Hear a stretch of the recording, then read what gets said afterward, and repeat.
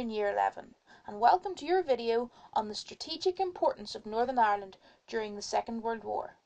Use your notes along with this video to help you revise. Northern Ireland at war. Strategic importance. Number 1. Conscription again. After the Belfast Blitz, the issue of conscription was raised once again. Nationalists once again opposed it. They saw the war as Britain's war and did not want to be embroiled in it. They felt so strongly that over 10,000 nationalists took to the streets of Belfast to protest. Conscription was also condemned by De Valera. The RUC Inspector General warned that introducing conscription would lead to widespread public disorder. Unionist leaders decided not to pursue conscription as it would only create more problems. Number 2. Voluntary recruitment. Men and women in Northern Ireland were not forced to contribute to the war effort, but many did voluntarily. The Prime Minister of Northern Ireland, Lord Craigavon, was glad so many chose to fight, as it would have looked bad if recruitment was low. Men could enter the Army, the RAF or the Navy, whilst women also had a wide range of services they could join. The women's services were the WRNS, the Women's Royal Naval Service, or the WRENS, the ATS, the Auxiliary Territorial Service, which was linked to the Army, or the WAF, the WAAF, the Women's Auxiliary Air Force, which was linked to the RAF. Civilian women could also contribute to the war effort. For example, they could work in factories, in particular making munitions for the war effort. Some could work as land girls, working on the land, doing the work of farmers or lumberjacks or other jobs that men had left behind, although this was less common in Northern Ireland due to the lack of conscription. Or they could join the Women's Voluntary Service, the WVS. In the picture here you can see women operating a mobile canteen for men who were working in the factories. Women took the jobs that men who had gone to fight had left behind, but this happened a lot less in Northern Ireland than it did in Britain. This was because there was conscription in Britain, so more men had left to fight. Military service. Many people from Ireland, both sides of the border, fought for the Allies during World War II. 38,000 people from Northern Ireland served in one of the armed forces, although sadly 10% of these died. There would probably have been more from the Union's population if so many had not been in reserved occupations. Unemployment was the most common reason for enlistment. The armed forces offered new opportunities. In particular, it allowed people to escape the poverty of cities like Dublin and Belfast. However, some were prevented from joining because they were in reserved occupations, jobs important for the war effort, such as farmers. 43,000 Irish citizens fought for the Allies, but for many, their contribution was not recognised at home. The Home Guard. The Home Guard in Northern Ireland was different from Britain in that it was controlled by the police, or the RUC, rather than the army. It was largely made up of the reserve police force known as the B Specials. This was a mainly Protestant group, and as such the Catholic membership of the Home Guard was very small. Craigavon refused to have open recruitment like in Britain because he was afraid the IRA would infiltrate its ranks. As a result, it was seen by many Catholics as little more than a sectarian force. Northern Ireland had 40,000 members. They manned anti-aircraft guns and helped to protect buildings and airfields if Northern Ireland was invaded. The government and the IRA during the war.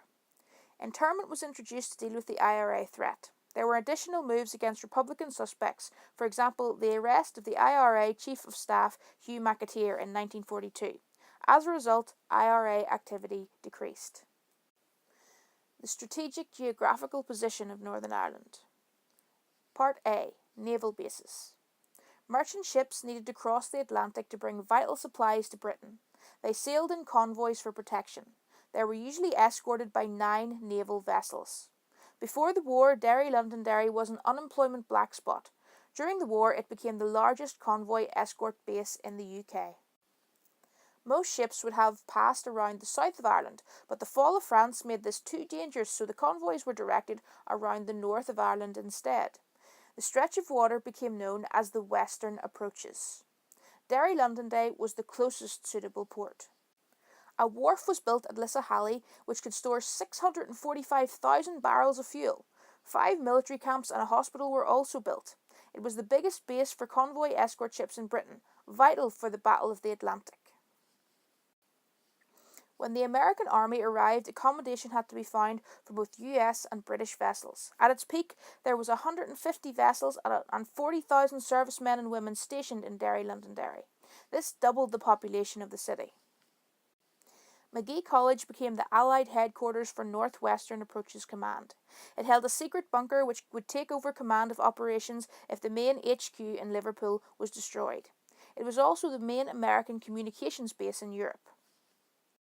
Natural bodies of water, such as Lough Foyle, provided a safe place for merchant and naval ships to shelter from the U-boat attacks. Here in the picture you can see the USS Dallas in Lough Foyle. Part B. Airfields.